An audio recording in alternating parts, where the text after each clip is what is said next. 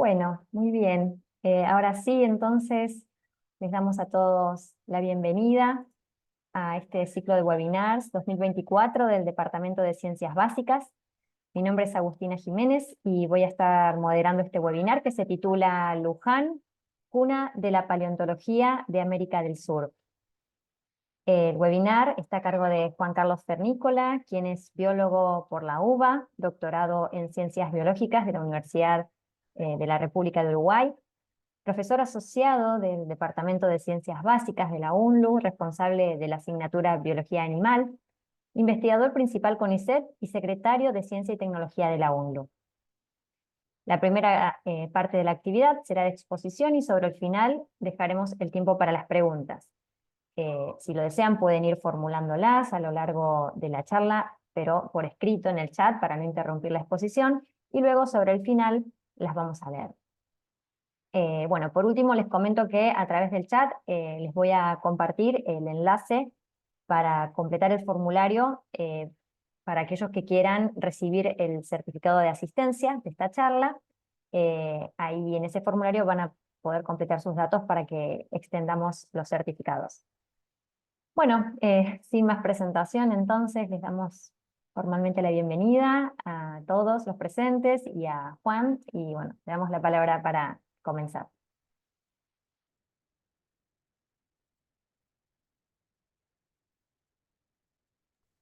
Bueno, muchas gracias, Agustina.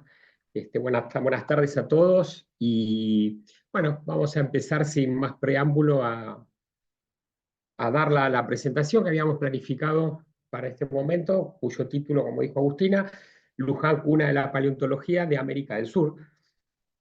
Y básicamente tiene que ver con determinados aspectos que vamos a ir desglosando a través de la charla con una idea que de alguna manera o de alguna forma interpela el concepto de cuna, que no es exclusivamente la idea de dónde se produce un hallazgo, primer hallazgo, sino que tiene que tener un conjunto de características para que uno pueda pensar o discutir si es a partir de una región, de una localidad, si avala una concepción tan importante como puntapié inicial de la paleontología, no solamente de Argentina, sino también de América del Sur. Así que vamos a tratar de explicar y básicamente fundamentar por qué estamos sosteniendo ya hace mucho tiempo, como algunos otros investigadores e investigadoras, algunos aspectos relacionados al origen de la paleontología de América del Sur y Luján como centralidad en la misma.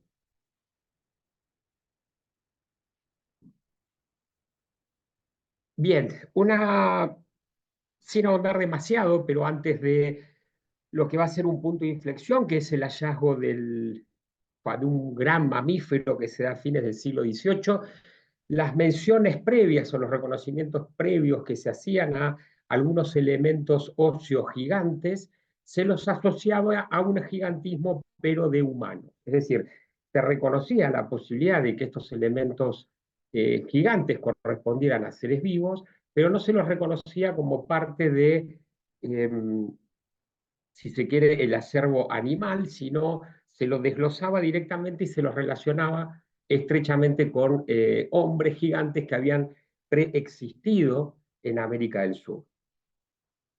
Quizás una de las primeras menciones se remontan a 1553, cuando Cieza de León directamente reconoce que él mismo había observado, ¿sí? Acá está, que él mismo había observado una muela que del gran tamaño, una muela enorme que pesaba más de media libra, unos 1,2 kg más o menos, y que sin lugar a dudas certificaba que habían existido gigantes en América del Sur. En particular lo está hablando para la zona de Ecuador, e incluso lo que vemos acá es una representación de estos gigantes cuando son extinguidos por causas extranaturales. Esta concepción, entonces, decíamos, de gigantes relacionados con elementos óseos característicos y de tamaños descomunal, se relacionaba con la presencia de hombres que vivían antiguamente sobre América del Sur. La primera mención que empieza a reconocer que parte de estas estructuras exceden al gigantismo de humanos, le corresponde a Thomas Falkner, que fue también un cura, un padre, que trabajando en Argentina, en realidad el Río de la Plata en aquel momento, el virreinato, encuentra una coraza, un gran fragmento de una coraza, que lo describe perfectamente en el río Carcarañá. La descripción que da, nos dice: yo mismo descubrí la coraza de un animal que constaba de huesecillos hexagonales. Claramente hoy sabemos que refiere básicamente a este tipo de estructura que vemos acá, donde tiene una figura central, un conjunto de figuras periféricas, un tamaño claramente descomunal, con respecto a los armadillos o mulitas de aquel entonces, que son básicamente un Dasypus novencintus, está puesto en escala, también presenta una figura central, un conjunto de figuras periféricas, pero un tamaño notablemente menor. Este hallazgo, que uno puede considerar como uno de los primeros bien documentados, con una descripción asociada, y se da sobre el río Carcarañá, claramente no implica que el río Carcarañá o este hallazgo corresponda a la cuna de la paleontología por ser la primera mención bien documentada y descrita. Se tiene que dar una serie de condimentos mayores, que es lo que vamos a ver a continuación. Entonces, ¿qué es lo que pasa en Luján? Bueno, al igual que Carcarañá, va a haber un hallazgo excepcional. Y van a entrar un conjunto de actores a circundar este hallazgo excepcional. Lo que nosotros vemos en esta diapositiva básicamente es al padre Torres, que es el que va a descubrir el ejemplar fósil. Vemos aquí al virrey Loreto con su asiento en lo que es la actual ciudad de Buenos Aires. Vemos acá a Carlos III, rey de España por aquellos tiempos. Vemos también a Cuvier, el padre Larrañaga, montevideano, y a Gusan Hiller, que es un naturalista francés. Todos estos actores van a entrar en conjunción con el objeto que vamos a describir ahora y van a empezar a cimentar las bases de la cuna de la paleontología en Luján. Lo primero que tenemos que destacar es que un hallazgo paleontológico implica, en términos actuales, básicamente, no solamente la observación del ejemplar a campo, sino también implica la extracción del ejemplar. El ejemplar tiene que ser extraído de forma tal que permita su transporte. Muchos de ustedes habrán visto bochones en yeso, y eso es para que se permita el transporte del ejemplar a su destino final o destinos intermedios, si esto los hubiera. Después viene toda una etapa de preparación, y ya más exhaustivamente todo esto a su vez está acompañado por libretas de campo, notas de cómo estaba el ejemplar, si hay que tomar algún ángulo que se depositaba en el sedimento. O sea, la extracción, el hallazgo y extracción, con todo lo que conlleva después transporte, alojamiento, depositar, acondicionamiento, es un proceso realmente largo. Y a diferencia de lo que pasa en Carcarañá, este hallazgo que ejecuta el padre Manuel de Torres, efectivamente va a estar bajo el amparo de estas premisas. O sea, tener en cuenta que el objeto tiene que ser resguardado. Y en particular, porque para el siglo XVIII todavía estaba en discusión, cada vez con menor peso, se seguía sosteniendo que estos ejemplares eran evidencia de formas gigantes del pasado, formas humanas gigantes del pasado. No obstante ello, el marqués de Loreto, virrey, con asiento en la actual ciudad de Buenos Aires, dice puntualmente en una carta que va a enviar a España, que es donde va a viajar este ejemplar que van a recolectar y que ya en breve lo vamos a presentar, es decir, esto es previo, antes que el virrey pueda observar el ejemplar, dice: desde luego dispuse se me acercara para verle, el padre Torres lo fuera a ver y verificarlo. Hallé por mera realización que el descubrimiento era estimable y que podía conducir también a confirmar de errores de juicios que se había formado otras veces por algunos cuando se hallaron otros huesos sueltos de ser de persona humana. Es decir, le da una calificación al hallazgo de suma importancia, no solamente por su tamaño, sino porque iba a poder discutirse definitivamente si aquellos hallazgos previos tuvieron o no que ver con la presencia de gigantes en el pasado. Entonces, esto ya de por sí hace del hallazgo algo peculiar. Lo tenemos que sacar, lo tenemos que conservar, se hizo bajo la tutela del padre Torres, intervinieron otros actores, llevó un tiempo importante de meses poder extraerlo, y si uno sigue el devenir de las cartas de aquella época, encuentra que todo fue embalado, todo fue acondicionado, previamente se lo hizo secar para que perdiera humedad, para que tomara robustez, como decía el padre Torres, y a partir de ahí se lo lleva a la ciudad de Buenos Aires.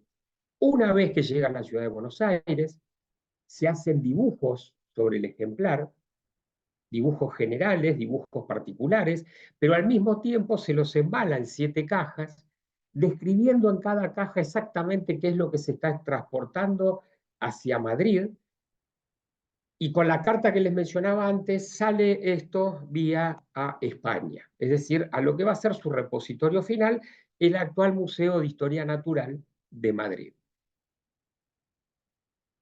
Tal fue el efecto que produjo la aparición de este semejante animal, que en aquel momento Carlos III solicita que si se puede encontrar algún ejemplar vivo de, del megaterio o de este ejemplar descomunal, lo cual en la actualidad a veces, digamos, lleva a algún tipo de risa los comentarios de Carlos III, pero si nos ponemos en época, para 1809, posterior obviamente al hallazgo del megaterio, todavía gran parte de América del Sur era tierra incógnita. Y de hecho, Lamarck, en su idea de transformismo, que empieza a esbozar en su filosofía matemática de 1809, no deja de mencionar en más de una oportunidad que hay que tener en cuenta que todas las apreciaciones que podemos tener están de alguna manera sometidas a la ausencia de información que tenemos de grandes cantidades de territorios en los distintos o en las distintas porciones del globo terráqueo. Es decir, la postura de Carlos III, y por eso lo puse en la diapositiva, una de las primeras diapositivas, no era irracional. Por supuesto, no se conocía prácticamente nada de la Patagonia, y cuando se hablaba de Patagonia no pasaba de la provincia, de la actual provincia de Buenos Aires, parte de La Pampa, Río Negro, con lo cual no era descabellado pensar que algún tipo de estos animales que aparecían enterrados y fosilizados, o sea, solamente su esqueleto, pudiese tener algún representante actual de forma relictual o extendida. Pero veamos nosotros que tenemos un hallazgo en una localidad puntual, que es la ciudad de Luján, un virrey comprometido en tratar de dar herramientas para dilucidar la problemática de los gigantes o la existencia o no de los gigantes, toma una dimensión mayor cuando el rey se entera y pide un ejemplar para el gabinete de historia natural que se está generando en Madrid, y entonces el hallazgo en sí mismo, el material, su conservación, su traslado, empieza a tomar dimensiones diferentes. Llega el ejemplar a Madrid y se dan una serie de eventos muy fortuitos, pero estos eventos terminan en que parte de las imágenes que se tienen de los huesos del megaterio llegan a manos de Cuvier, quien es considerado padre de la paleontología, y describe nada más y nada menos que en 1896, perdón, en 1796, describe al Megatherium americano a partir de este hallazgo de estos elementos, perdón, que tenemos acá, un esqueleto prácticamente completo. Voy a hacer una pequeña nota aparte. Actualmente el Megatherium americano, la foto que tenemos ahí es del Museo de Historia Natural de Madrid, y actualmente se conserva en condiciones prácticamente similares a cuando fuera extraído del río Luján. Entonces ahora lo que tenemos es todos estos cuidados, claramente lo estudian naturalistas de la época, pasa a ser el primer mamífero fósil científicamente denominado para América del Sur, y hasta ahí parecería ser como un elemento más de una dinámica común en lo que es actualmente el hallazgo de una pieza, descripción, preparación y puesta en valor y conocimiento a la comunidad. Lo que le faltaría ahora para cerrar el circuito, si se quiere, en términos paleontológicos, es qué discusiones generó el megaterio en términos científicos. Y llamativamente, no tenemos que esperar ni 50, ni 60, ni 70 años, sino que va a entrar en escena, luego de la descripción de Cuvier del Megatherium americanum, va a entrar en escena un personaje que aquí lo tenemos en la parte derecha de la pantalla, que es el padre Larrañaga, el cual es un naturalista por vocación, y en lo que hace a los ejemplares fósiles, solamente cuando Larrañaga empieza a estudiar, se conocen tres taxones o tres especies. Una es el Megatherium americanum, y las otras dos en realidad corresponden a dos grupos de elefantes, es decir, que de los mamíferos fósiles que se reconocen para cuando Larrañaga ingresa a estudiar el Megatherium americanum, son solamente el Megatherium más mastodontes de época, que en general se conocían de dientes aislados.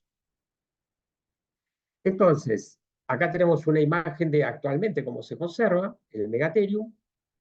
Entonces, este personaje, que es el que desde mi punto de vista le da volumen al hallazgo y genera una amplísima discusión con respecto al Megatherium y por ende a la ciudad de Luján, es un personaje que nació en Montevideo en 1771. No solamente fue religioso, vemos ahí, fue arquitecto, estanciero, naturalista, botánico, tuvo mucha actuación, fue uno de los responsables de la fundación del Estado uruguayo, de la Universidad de la República del Uruguay, fundador de la Biblioteca Nacional también de Uruguay, pero en el momento 1771, ubiquémonos, Virreinato del Río de la Plata, nace en Montevideo, empieza a estudiar en Montevideo, se traslada a la ciudad de Buenos Aires, continúa sus estudios, incluso para 1806 participa como defensor de la ciudadela por parte, digamos, defendiéndose de las invasiones inglesas. No termina sus estudios en Ciudad de Buenos Aires, sino que viaja a Córdoba y de Córdoba a Río de Janeiro, donde se termina ordenando como sacerdote recién en 1798. Es decir, no solamente sería un cosmopolita de América del Sur, si se me permite la imagen, sino que lo que tiene fuertemente es que empieza a conocer toda la diversidad de flora y fauna de América del Sur. Y a partir de ahí se empieza a interesar notablemente por los seres vivos. Es lo que hoy llamaríamos acabadamente un naturalista. Y estas vocaciones las empieza a escribir, o sea, las traduce a papel a partir de 1804. Una carta que tiene básicamente la intención de describir los tres reinos de la naturaleza a partir de todas las colecciones que él fue haciendo, discutiendo y teniendo en cuenta los principios sobre los cuales se organizaba la diversidad biológica en aquellos tiempos, que principalmente se hacía en base a o al legado a los escritos de Linneo, pero también de Cuvier y otros grandes naturalistas europeos de principios del siglo XIX. Ahí lo teníamos entonces a Larrañaga, dependiendo del momento que lo encontremos, en Buenos Aires, Río de Janeiro y Montevideo. Estos son básicamente los tres elementos que uno traza en la literatura que dejó escrita Larrañaga, que se compendiaron ya en 5 tomos. Tiene una fuerte influencia de Linneo, una fuerte influencia de Cuvier e incluso una fuerte influencia de Azara en todo lo que hace a su concepto de clasificación. Como les decía antes, participa en 1806 de la defensa de la fortificación de la ciudad de Buenos Aires. En el año 1804 empezaba a escribir su diario, sus anotaciones como naturalista, y en el año 1808, 1810, ya empieza a compartir algunos aspectos que vamos a ver están relacionados con el megaterio. Previo a ello, vemos en este caso, sus notas eran realmente extensas en las descripciones, ya sea de plantas, de vertebrados, de invertebrados, y tal como había dejado por escrito en 1804, realmente se dedica al estudio de lo que en aquel momento se denominaba, en términos generales, como los tres reinos de la naturaleza. Estos son meros ejemplos, pero a mí me resultó siempre muy iluminador, si se quiere, le está escribiendo una carta a uno de los personajes de aquel momento, el padre Muñoz, también destacado por tener distintas incursiones en las áreas de las ciencias naturales, y el padre Muñoz le pregunta si había alguna manera de poder estudiar botánica, o sea, para determinar las plantas que él podía ver. La carta que le responde y que se conserva en Larrañaga es más o menos como de 13 hojas. Ubiquémonos, principio 1808. Y no hace más que explicarle todo el sistema de Linneo, todo el sistema de las 24 clases que utilizó Linneo para clasificar todas sus plantas. ¿Por qué me interesa marcar esto? Y después vamos a ver cómo llega al Megatherium. Porque evidentemente es un personaje que está en clave taxonómica, discutiendo con los naturalistas de aquella época, los más importantes naturalistas del siglo XVIII y siglo XIX. Todo esto a través de literatura. Es decir, él no tiene un vínculo personal con ninguno de estos naturalistas, sino que lo hace a través de sus escritos. Pero también a través de sus escritos y observando la naturaleza que le correspondía observar, la de América del Sur, se le plantean fuertes discusiones al sistema que están proponiendo los que van a ser después considerados o el padre de la taxonomía o el padre de la paleontología. En este ejemplo muy sencillo, obviamente esto que está aquí no es el resumen de Linneo, pero nuevamente, después de escribir páginas, páginas, páginas y páginas, le hace un pequeño compendio de qué es lo que tiene que tomar en consideración de cada una de las flores para poder determinar a qué grupo pertenece. Y avanza un poco más, ¿no? En algún momento dice, bueno, la verdad que estar escribiendo todo esto se me fue de las manos y quiero hacer, tomar algún tipo de síntesis pequeña, y sumamente interesante cuando dice cuántas horas de estudio y cuántos quebraderos de cabeza hubiera ahorrado si hubiera sabido estos ejemplitos. ¿A qué se refiere con los ejemplitos? La nota de Muñoz, cuando le escribe, perdón, de Larrañaga, cuando le escribe a Muñoz, le va poniendo ejemplos de las plantas locales. Es decir, él tuvo que estudiar por el sistema natural de Linneo, en el cual la mayoría, obviamente, de las plantas no eran del virreinato o del entorno del Río de la Plata, y entonces él iba poniendo ejemplos de cuáles plantas se ajustaban al sistema de Linneo y que estaban acá. Y esos eran los ejemplos que le daba Muñoz para que él tuviese en cuenta. No solo se dedicó a la botánica, sino también se dedicó a la ornitología, pero no solo a describir aves, sino, como estamos viendo aquí, cómo se conservan las aves en una colección. Es decir, que Larrañaga, además de estar instruido teóricamente, estaba instruido, si se quiere, en términos prácticos, en cómo se arma una colección biológica, vamos a ver también paleontológica. O sea, está interesado en todas las ramas de las ciencias naturales de aquel entonces que actualmente siguen vigentes. Vimos plantas, perdón, sí digo bien, vimos plantas, vimos aves como ejemplos de vertebrados en temas de conservación. No quedó ahí, por supuesto también trabajaba sobre los invertebrados y tiene varias especies nuevas nominadas invertebrados de aquel momento, muchas de las cuales no llevan su nombre porque sus estudios, sus trabajos que actualmente se publican casi en 5 volúmenes, pasaron en el anonimato hasta principios del siglo XX. También hizo estudios geológicos, estudios sedimentarios, cómo era la distribución de los ríos en aquel momento en el Río de la Plata. Entonces, con todo este bagaje que él empieza a manifestar en 1804, y muchas de las cartas que mencioné son previas a 1810, le toca empezar a encontrar fósiles y empezar a interesarse del Megatherium americano. Y llamativamente no se interesa porque haya encontrado otro Megatherium completo, sino que se interesa a través de los escritos de Cuvier, que salen publicados en la Enciclopedia Británica de 1810. Desafortunadamente, estos escritos, que eran prácticamente una réplica de los posicionamientos y las descripciones anatómicas que hizo Cuvier, no tenían esquemas o dibujos. Entonces Larrañaga tuvo que basarse casi con exclusividad de todo lo que estaba escrito, más algún dibujo que algún colega, se supone que el padre Muñoz, en algún momento le alcanzó, que es una réplica de aquel dibujo original que había hecho hacer el virrey antes de enviar el fósil a España. O sea, esos son los dos elementos con que Larrañaga va a abordar la problemática del estudio del megaterio.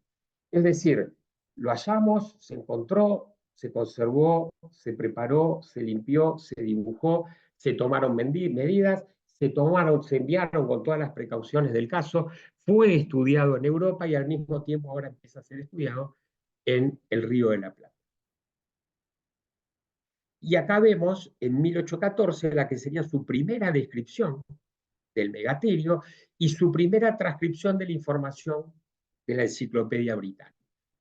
Acelera, a partir de 1814, todo lo que tiene que ver con el estudio del megatherium americano. En sus escritos hay algunas notas que hablan de que él había tenido, posiblemente hubo tenido conocimiento de algún otro ejemplar grande hallado en el Río de la Plata cuando era bibliotecario de la Biblioteca Nacional acá de Argentina, no la de la actual de Uruguay. Como fuera, a partir de 1814 se interesa fuertemente en el estudio del megatherium americano. Pero para aproximarse a ese estudio, tomando las descripciones de la enciclopedia, está en paralelo empezando a formular lo que sería una clasificación de todos los mamíferos del Río de la Plata, actuales y extintos. Esto es como un primer avance, quizás en la historia de la paleontología o de la zoología de Argentina, ¿no? De América del Sur, siguen a este enfoque otros dos, que son uno el de Burmeister y el otro es el de Ameguino, que básicamente publican trabajos que dan cuenta de toda la fauna actual y extinta en una dimensión un poco mayor, que era la República Argentina. Lo que se proponía entonces Larrañaga era hacer lo mismo, pero para el Río de la Plata. Entonces, para poder clasificar a los objetos, tuvo que estudiar todo lo que decía Linneo, todo lo que decía Cuvier, y todo lo que decía Cuvier a través de la Enciclopedia Británica, que era la bibliografía que él tenía. Y acá nos vamos a detener muy brevemente, ya que las grandes clases que van a reconocer, porque se reconocía en aquel momento con estas características, tienen que ver con lo que ustedes están viendo acá, y que básicamente era, si se quiere, para hacerlo sencillo, la presencia de uñas, aquellos ejemplares que tenían uñas, eran agrupados como los mamíferos con uñas, los mamíferos con pezuñas y aquellos que tienen extremidades exclusivamente para nada. En aquel momento estas características permitían hacer una agrupación natural de todos los organismos que había en la faz de la Tierra. Y como vimos el apego que tenía por plantas, también lo vimos por aves y lo vimos también por invertebrados, no aplicó una técnica diferente cuando quiso hacer un estudio global de los mamíferos fósiles y actuales del Río de la Plata. Con esto en mente, Larrañaga va a enviar una nota en 1832 que es la que pone en relieve al megaterio y por ende a Luján. Antes de ir a la nota, vamos a mirar que la nota es del 23, pero se genera en algunos escritos del 18 al 22. Puntualmente, en 1818 llega al Río de la Plata Aimé Bonpland, y una de las primeras actividades que hace Aimé Bonpland es contactarse con Larrañaga, porque ya tenía referencias de que era un gran naturalista. Cuando lo hace, Larrañaga le envía sus escritos de la clasificación de los mamíferos del Río de la Plata, que es lo que estamos viendo acá a mi derecha. Cuando uno hace un aumento, ve que efectivamente está separando a los animales con uñas, con pezuñas o con elementos que no son ni uñas ni pezuñas, porque son elementos que están armados, digamos, o están diseñados para nadar. Y después, la segunda característica que se usaba en aquella época era si había presencia o ausencia de dientes, si esto era total, si faltaban solo los molares, si faltaban solo los caninos o si faltaban solo los incisivos. Sucede que Larrañaga, cuando estudia los escritos del megaterio, el megaterio está descrito como un mamífero relacionado con los perezosos actuales. Era una de las hipótesis de Cuvier, pero particularmente decía que no tenía ni caninos ni incisivos. Sin embargo, cuando Larrañaga analiza la forma que tienen de clasificar a los seres vivos, encuentra que los perezosos tienen caninos, de acuerdo al mismo Cuvier, al Cuvier que dejó plasmada y en sus escritos. Y aquellos que carecían de incisivos y de caninos eran los armadillos. Entonces, por tener uñas y por carecer de incisivos y de caninos, decide ubicarlos dentro del grupo de los dasilpódidos o mamíferos acorazados. Fíjense que esto es sumamente importante porque no lo hace por presencia o ausencia de coraza, tal como muestra sus cuadros de clasificación, sino que sencillamente lo hace por caracteres que se relacionan con el cráneo, en este caso con los dientes, y con otros caracteres diseñados jerárquicamente por arriba, que son los caracteres que tienen que ver con las formas de los miembros. Si se quiere, de la parte más distal de los miembros anteriores y posteriores. Es decir, no tiene en cuenta bajo ningún momento si están acorazados, no están acorazados o lo que fuera, sino que exclusivamente se reduce todo a mirar la descripción que había dado de ellos Cuvier. Entonces, si llevamos estos dos elementos directamente al megaterio, a lo que se conocía del megaterio, tengan en cuenta ustedes que hoy nosotros podemos tener una imagen de aquel megaterio que está en Madrid. Este es el dibujo que tuvo Larrañaga, más la Enciclopedia Británica, y un poco a modo de resumen, era la presencia de las grandes uñas, así era como se la describía, y dado que fue descrito con tener exclusivamente todas muelas, como se los mencionaba en aquel momento, ausencia de caninos incisivos, esto para Larrañaga tenía que ser un armadillo. Y como tal, perdón, se lo va a reportar a Cuvier. Ahora, este reporte que Larrañaga le hace a Cuvier, vamos a ver que tuvo una importancia fundamental, pero no es un reporte que le haga directamente a Cuvier. Es decir, todavía es mucho más interesante de qué forma esta información, que el megaterio en realidad es un Dasypus, llega a Georges Cuvier.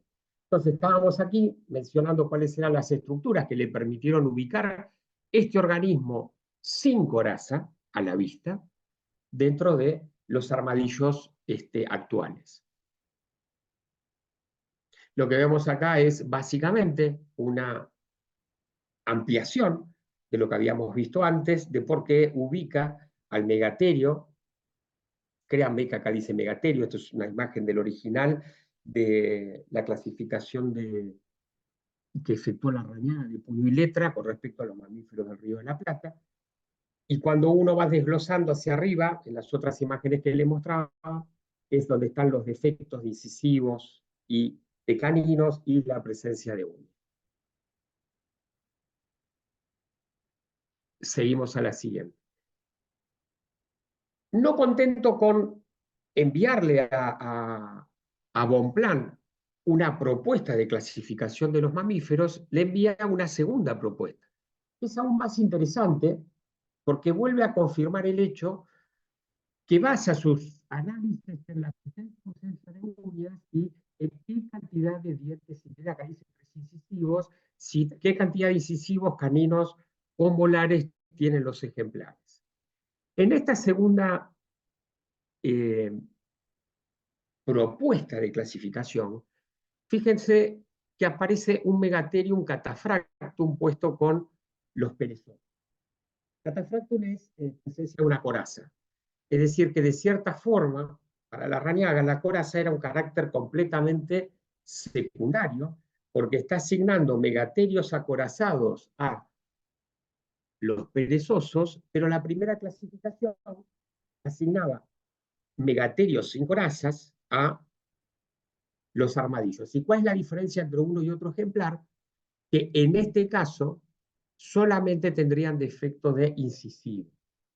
Claramente, desde nuestro punto de vista, habría tenido información, como mencionaba hace un ratito atrás, posiblemente de algún otro ejemplar, que en vez de ser descrito o a partir de su observación como exclusivamente con muelas, observaban estos muelas y seguramente un molariforme anterior con aspecto caniniforme. Entonces, si tenía canino y tenías molares, eso tenía que ser un perezoso en aquella época. Y las corazas quedan totalmente, digamos, excluidas, ¿no? Esta es una ampliación de esa parte, donde acá está diciendo que hay solo defecto de los incisivos. Los únicos tardígrados que tenían defectos incisivos exclusivamente eran los perezosos. Entonces, acá tenemos las dos propuestas de clasificación que hace Larrañaga, y que por estar interesados en aquel momento en Europa, porque, y acá viene la parte más interesante, porque Cuvier está a punto de sacar su segundo volumen de las osamentas fósiles del mundo, y entonces está recabando información, y a través de Saint-Hilaire, que estaba en las primeras diapositivas, entra en contacto con Larrañaga a través de una carta que le va a enviar Larrañaga a Saint-Hilaire, dado que sí estuvo 30 días Saint-Hilaire compartiendo y estudiando las colecciones de Larrañaga en Montevideo. Cuando esta información le llega a Cuvier, entonces, no sea solamente como los comentarios de un naturalista del Río de la Plata, sino que llegan como comentarios de un naturalista del Río de la Plata, quien estuvo en contacto directo con Saint-Hilaire, que fue una de las manos derechas de Cuvier, y de cierta manera convalida los análisis taxonómicos y de clasificación que estaba haciendo Larrañaga en aquel momento. Lo cierto para 1820, cuando se conocieron y estuvieron trabajando juntos en Montevideo, surge una nota que le va a mandar Larrañaga entonces a Cuvier a través de Saint-Hilaire con respecto a dónde él ubicaría al Megatherium americano. Es decir, Larrañaga, montevideano, Saint-Hilaire naturalista que viaja a América del Sur, estudia las colecciones y discute con Larrañaga, información que termina llegando a París y que va a ser publicada por Georges Cuvier. Volvemos a aquella transparencia que le mostraba antes, donde marcaba el Megatherium de Cuvier. Megatherium de Cuvier es el Megaterio de Luján, donde se habla de un animal que se conoce de Luján, pero ahora ya no es un perezoso, sino es un armadillo. Y por extensión se empieza a asumir que este armadillo, este megaterio gigante, tuvo coraza. Fíjense, si hacemos acá una pequeña nota, cuando yo les mostré la diapositiva donde estaba qué había en cada uno de los cajones que se mandaba a España, llamativamente no hay ningún osteodermo, ningún elemento de la coraza que se haya embalado con el material que fue a Madrid, lo cual es coherente con las descripciones de Cuvier cuando describe el material que está en Madrid, que lo hace sin tener ningún tipo de noticias de la presencia de coraza. Y en particular, cuando Larrañaga reubica el megaterio, lo coloca dentro de los dacipódidos, pero no por la presencia de coraza, sino por la conformación de la cabeza y el pie. Esto genera, por extensión, un gran impacto en la ciencia de aquel momento, dado que se empieza a generalizar como la presencia de una bestia acorazada, sí, en América del Sur. Es decir, se utiliza o se aunan todos estos elementos en un único individuo, que sería el Megatherium americano, ahora está acorazado. Fíjense en esta reconstrucción, porque era muy variado, como no había corazas completas, se suponía que podía tener fajas de coraza. Hay distintos tipos de reconstrucciones que hablan de cómo debía ser el Megatherium acorazado. ¿Quién es el que, sobre quién empieza toda esta discusión? No es otro más que los ejemplares que fueron recolectados en Luján. ¿Hasta dónde impacta la presencia, esta supuesta presencia en base al análisis y la discusión científica sobre dónde clasificar al megaterio? Impacta inclusive hasta el famoso viaje de Charles Darwin a América del Sur. Cuando Darwin sale hacia su derrotero, solamente se reconocen, como habíamos mencionado ya desde Cuvier en 1808, fíjense que toda la discusión con Larrañaga no deja de ser si tiene que pertenecer a los perezosos o a los dacipódidos el megaterio, pero no está proponiendo taxones nuevos, no está describiendo la fauna, sino que está reanalizando el hallazgo de 1007, publicado en 1796 por Cuvier.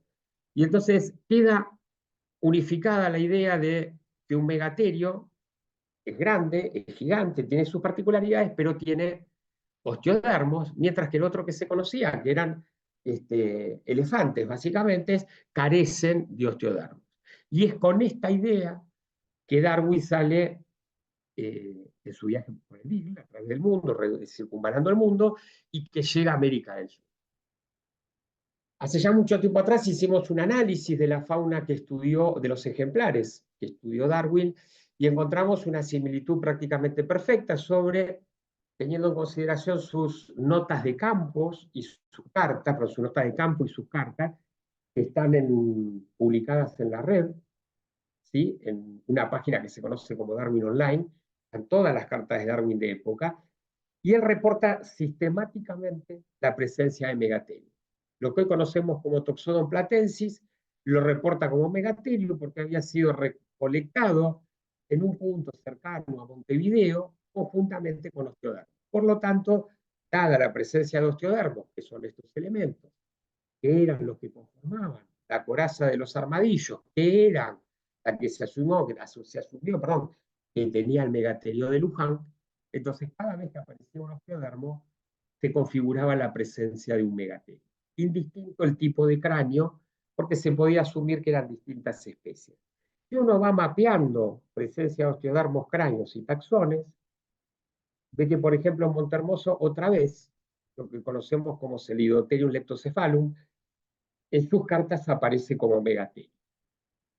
Lo que conocemos como megaterio, en sus cartas aparece como megaterio, pero no por la descripción del esqueleto, sino por la presencia de los osteodermos, y mandíbulas u otros elementos que podemos asignar a otros taxones, también perezosos gigantes, como Milodontidos o Glossotherium, pero como venían en relación con los osteodermos, también fueron reconocidos por Darwin como megaterios.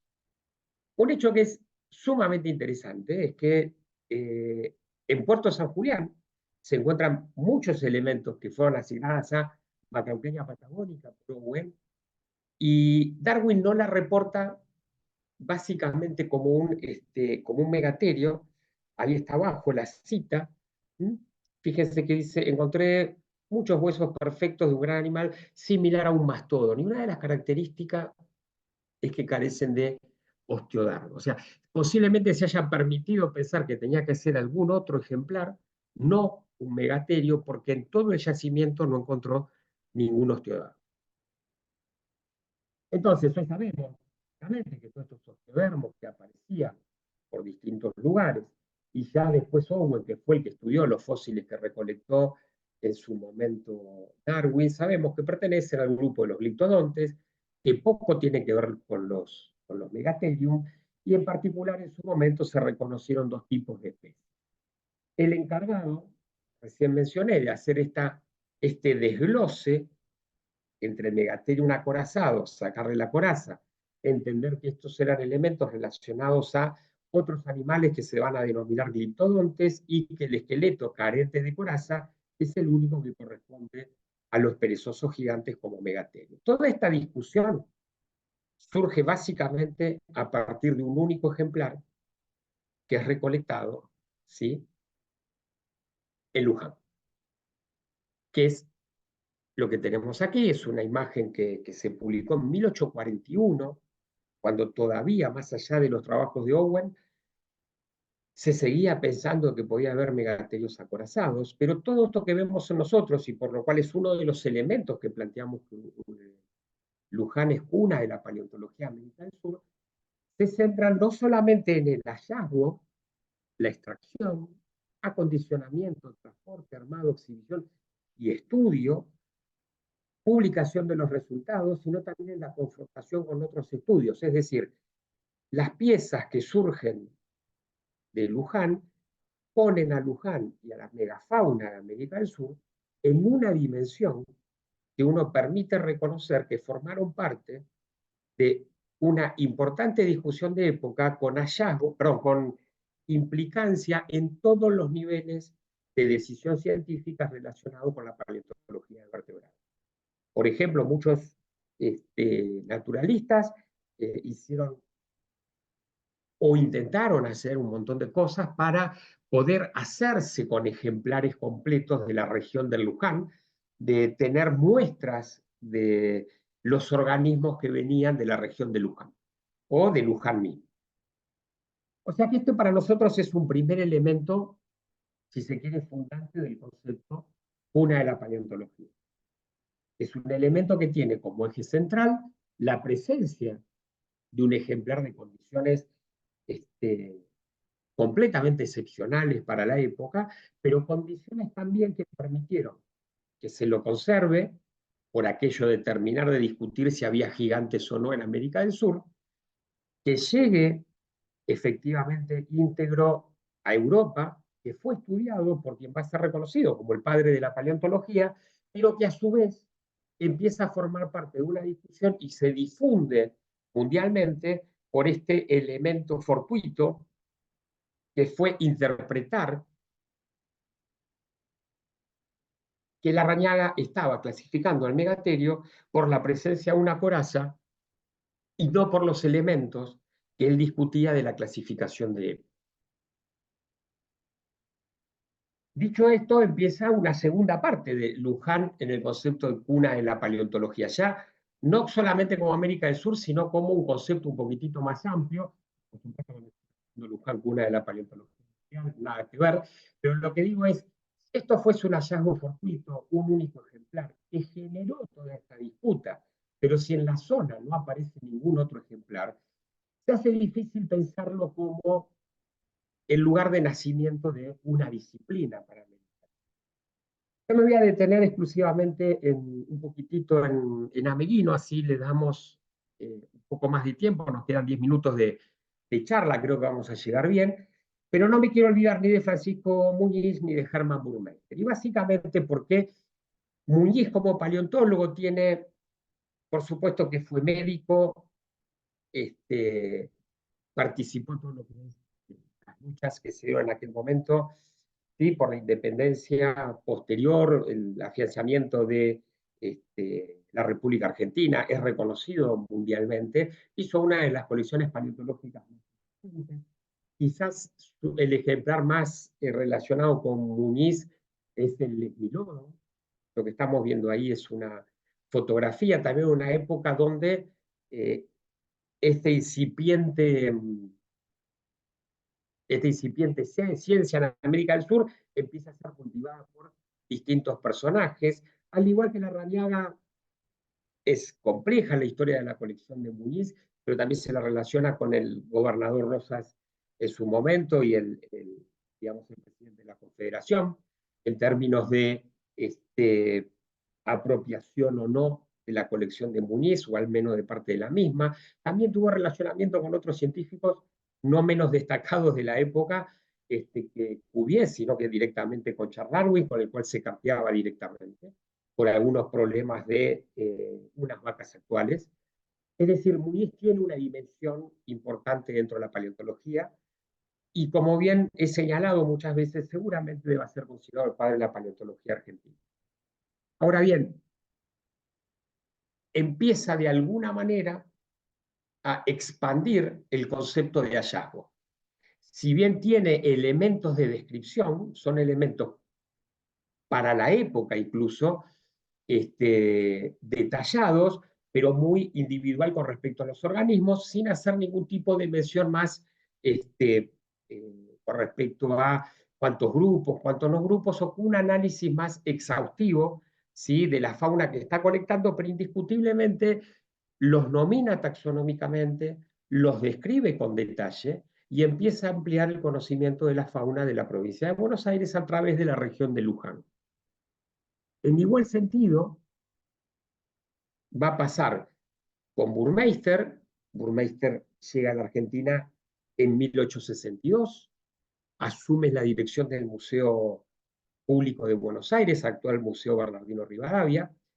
Para muchos es considerado como el padre científico del Museo Argentino de Ciencias Naturales.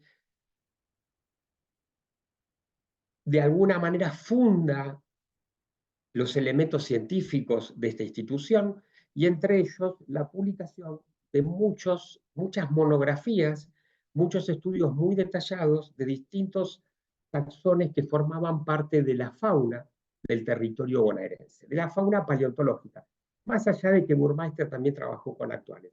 Como alguna vez puse en alguna charla, realmente la paleontología con Burmeister entró al actual Museo Argentino de Ciencias Naturales, con unas monografías de altísimo detalle en lo que son las descripciones. Lo que vemos ahí es básicamente toxodóntidos, gliptodontes, macrauqueñas descritas al detalle, pero inclusive ya un biólogo de formación, un naturalista de formación, geólogo también entre sus actividades, invertebradólogo, botánico, pero inclusive lo que vemos acá es una descripción muy detallada del oído y del encéfalo de los gliptodontes. Es decir, se pasa a un estado de conocimiento de esta fauna que viene de la provincia de Buenos Aires, mucho mayor si tomamos como punto de partida Cuvier, Larrañaga, Muñiz y Burmeister.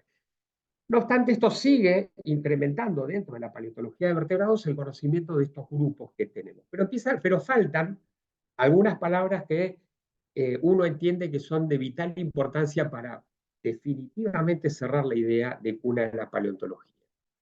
Y no va a ser otro más que Amelino que el que cierra, digamos, si se quiere, esta línea de razonamiento, y no con el Amelino que todos conocemos de el origen del hombre sudamericano, no digamos, la convivencia de la megafauna, que esto sí nos interesa, sino con toda su obra posterior a 1880, sino que nos estamos refiriendo a un Amelino hasta 1880, 1879, 1880, 1881, si se quiere. Es decir, el joven Amelino que está viviendo en Mercedes y que se hace de una colección paleontológica sumamente importante, la empieza ya no solamente a compartir las descripciones individuales, sino que la empieza a escalar a otro nivel. Y vamos a ver ahora unas diapositivas porque para mí cierra el círculo del concepto de cuna. En su primera salida y única a Europa, que fue entre 1878 y 1880, Amelino lleva consigo una de las colecciones arqueológicas y paleontológicas más importantes de América del Sur, que se hacen, ¿sí?, básicamente en todas estas localidades de toda la región de Mercedes y Luján. Hay otras, nosotros las dejamos puntualmente para no extendernos, pero fíjense que ya con Amelino y puntualmente con la descripción de cada uno de estos sitios, tanto desde el punto de vista arqueológico como paleontológico, si bien se intuía a través de Burmeister, y también ya se intuía y se podía verificar, si se quiere, a través de Muñiz, ya Luján empieza a tener una extensión que no se contiene en sí misma, sino que esta fauna que está teniendo un origen en la zona de Luján y que está siendo descrita, empieza a ser observada y analizada en distintas partes. Y además ahora se va a cruzar con la convivencia de la megafauna con los primeros habitantes o no tan primeros habitantes de América del Sur. Puntualmente, en la Exposición Universal de París de 1878, Florentino Amelino lleva un catálogo que se distribuye en dos partes, una sección paleontológica, perdón, una sección paleontológica y una sección paleontológica y una sección antropológica. Ambas secciones tienen algo así como 3.000 piezas. Es decir, es una colección muy importante, obtenida principalmente de toda la región de Luján y Mercedes, región que va a seguir trabajando con posterioridad. Y empieza a ser la primera discusión profunda sobre la convivencia del hombre con la megafauna, dándole una renovada mirada a los niveles sedimentarios relacionados con términos que para nosotros son coloquiales, pero conocidos como paleolítico, mesolítico y neolítico, incorporándolos ya en los niveles sedimentarios que portan evidencia paleontológica y antropológica con respecto al poblamiento y convivencia en América del Sur. El famoso es, digamos, muy conocido, el paradero humano paleolítico número 1 de Ameghino, en el cual en una excavación realmente profunda encuentra vestigios de toda esta megafauna que estamos mostrando aquí en pantalla, desde gliptodontes, megaterios, armadillos, también roedores, con restos humanos, configurándose el paradero número 1 en uno de los paradigmas más importantes de los sitios más antiguos que porta la provincia de Buenos Aires. Es decir, a la paleontología le empieza a dar ahora una dimensión muchísimo más grande, producto de niveles recuperados, ya en este caso no de Luján, porque viene sobre el río Frías, pero sí está en continuidad con esta fauna que se había empezado a describir a fines del siglo XVIII. Lo que vemos acá son los componentes paleontológicos, en términos estrictos, que tenía el paradero humano número 1 y las evidencias arqueológicas que tenía el paradero humano número 1. Muchas de estas evidencias provienen de los mismos niveles. Entonces, ya Luján y sus alrededores no es exclusivamente territorio único de la paleontología, sino que también es un territorio que se interdigita con la antropología o la arqueología. Y cuando decimos interdigita, quiere decir que sus elementos son encontrados en coincidencia física y temporal, es decir, vienen sincrónicamente de iguales niveles. Entonces, ahora Luján y sus alrededores, pero esto es importante, empieza a adquirir una dimensión realmente destacable.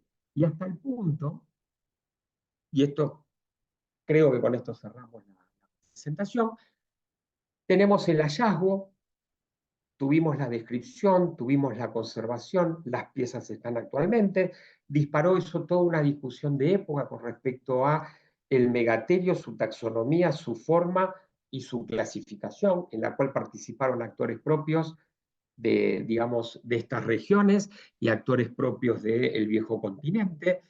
Tenemos la continuidad de los estudios con Muniz a campo en Luján, generando nuevas colecciones con sus descripciones. Tenemos que gran parte de estos materiales, junto con otros materiales de Luján y los alrededores, llegan al Museo Argentino de Ciencias Naturales, son descritos ingresando a grandes monografías que también recorren el mundo, y la última dimensión que nos la da Ameghino es Luján y sus alrededores con respecto a la paleontología y la arqueología y antropología. Ahora bien, a tal nivel escala el concepto o la idea de Luján, incluso hoy, y producto de una definición de Ameghino, determinados niveles de nuestra secuencia sedimentaria y portadoras de ejemplares fósiles es denominado como lujanense. Es decir, tenemos una zona que comparte una fauna que tiene una extensión que excede enormemente la región de Luján, y tal como menciona Ameghino en 1889, con la deposición del Pampeano Rojo superior termina en la superficie de la llanura argentina, actualmente extrapolada a grandes partes de América del Sur y confrontada cronológicamente con otras regiones en distintas partes del mundo. Entonces decía la superficie de la llanura argentina, la acumulación de terrenos de transporte en grande escala. Exactamente esto que empieza con el disparador de un ejemplar, termina siendo una edad, un momento cronológico, un momento puntual, con una extensión areal enorme, ¿sí? Que culmina para Ameghino todo un desarrollo paleontológico hacia finales o a principio antes de que se inicie el Holoceno. Empezando en cambio una época de denudación que continúa aún en nuestros días y que le pone el nombre de lujanense. Entonces, con todas estas indicaciones que fuimos tratando de desglosar sucintamente en cada uno de los elementos que vimos en la charla, podemos decir básicamente que Luján es la cuna de la paleontología de América del Sur, en el cual confluyeron, solamente es una pequeña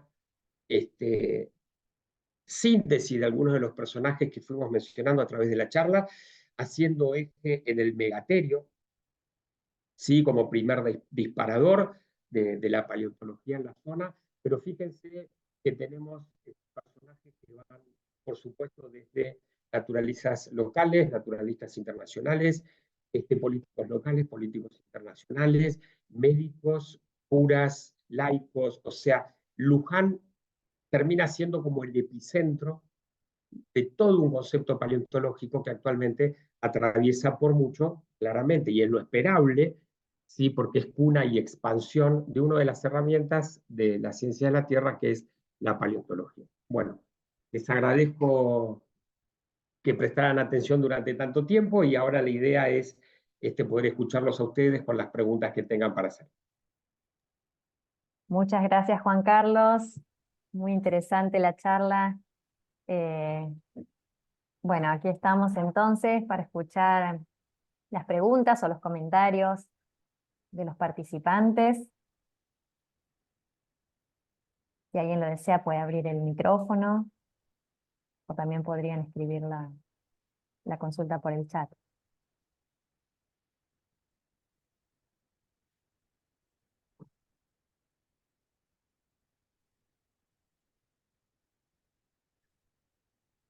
Mientras tanto, les voy contando que este video que estamos grabando vamos a ponerlo a disposición en el sitio, en el canal de YouTube del Departamento de Ciencias Básicas, y además va a estar linkeado en el sitio de webinars 2024. Bueno, acá por el chat algunos comentarios sobre la charla que resultó muy interesante.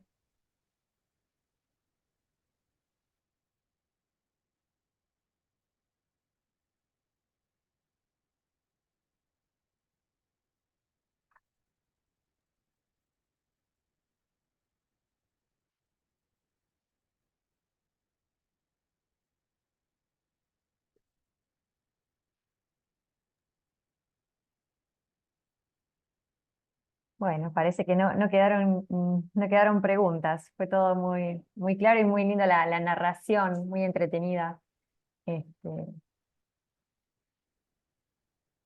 Ahí preguntan si hay charlas presenciales. y el ciclo de webinars del Departamento de Ciencias Básicas es a través de este medio, ¿sí? La idea es poder llegar a cualquier sitio y lugar que facilitar, digamos, el acceso eh, a través de estas conferencias online.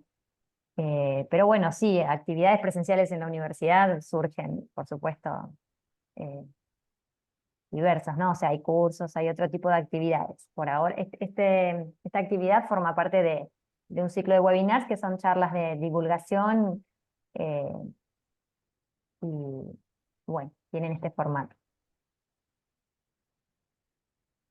Por supuesto que para aquellos que quieran, nosotros tenemos el laboratorio en la Universidad Nacional de Luján, en la web, y aquel que esté interesado o quiera ahondar o acercarse y charlar sobre temas de paleontología, las puertas, como siempre, para todos aquellos que estén interesados, están abiertas. Así que bueno, forma parte de nuestra actividad como docentes e investigadores de la universidad.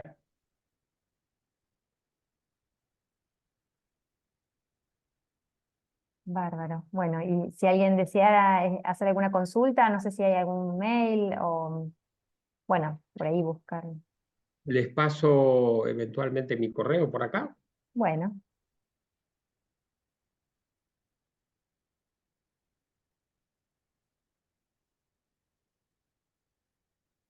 Ahí está. bárbaro. Bueno, bueno, Bueno, entonces entonces, damos cierre a esta actividad. Agradecemos a Juan Carlos por su tiempo y la preparación de esta charla, y agradecemos a todos los participantes por la presencia, por interesarse en el contenido de esta actividad. Y bueno, como ya les dije, para poder encontrar el video en YouTube y luego compartirlo si hay alguien que se inscribió, si saben de alguien que le interesa y lo pueden compartir. Bueno, muy bien. Muchas gracias, Juan bueno, Carlos. hasta luego a todos, que pasen bien. Que tengan buen lindo día. Adiós. Muchas gracias.